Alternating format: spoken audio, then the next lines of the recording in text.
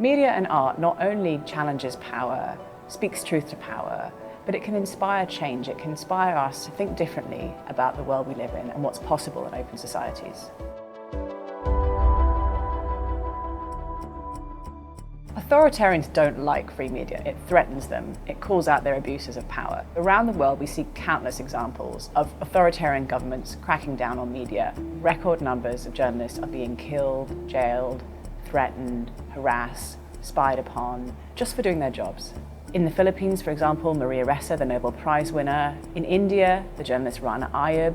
Vicious online trolling, horrible misogynistic abuse, and legal threats, harassment. But even in so-called democracies, you see government-sponsored, state-sponsored attacks on journalists who are just doing their jobs. At Open Society, our work in the Expression team is about supporting journalists and artists, about stopping governments and big firms spying on us online, and it's about making our online space safer and freer. Misinformation is a problem as old as time. The difference now is that it can travel at light speed and at a scale we have never seen before. It can encourage people not to vaccinate their children. It can encourage people to rise up against American democracy on January 6th. It can fuel and incite ethnic hatred and violence from Myanmar to Ethiopia. And the killer is that social media platforms are profiting from this.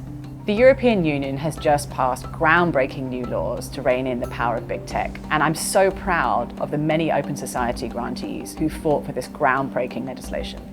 I've worked as a journalist for many years. Before I joined this team, I ran a scrappy, fearless, non-profit newsroom called Open Democracy. Our journalism made a real difference. It got laws changed, it triggered public inquiries, and it lifted voices from all over the world. At Open Society, it has been our honour and our privilege to quietly support fearless journalists doing top quality, dogged reporting all over the world for many years. We also support a number of press freedom groups like Reporters Without Borders, the Committee to Protect Journalists. One of the biggest threats that we are responding to is the use of targeted surveillance, like spyware, to track, monitor, and silence journalists and human rights defenders. Two of our grantees, Citizen Lab and Amnesty, exposed how the Pegasus software was being used to spy on journalists and activists all over the world. We've been proud to support art and cultural freedom for many years. While Confederate statues across the South were being torn down, Open Society supported artists to reimagine what those public spaces look like, to reclaim the space taken by white supremacists and to build new art there.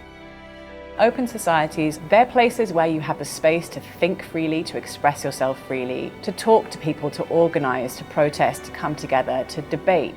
It's about democratic culture, and that's why the work we're doing on journalism and for art and for tech justice is so important.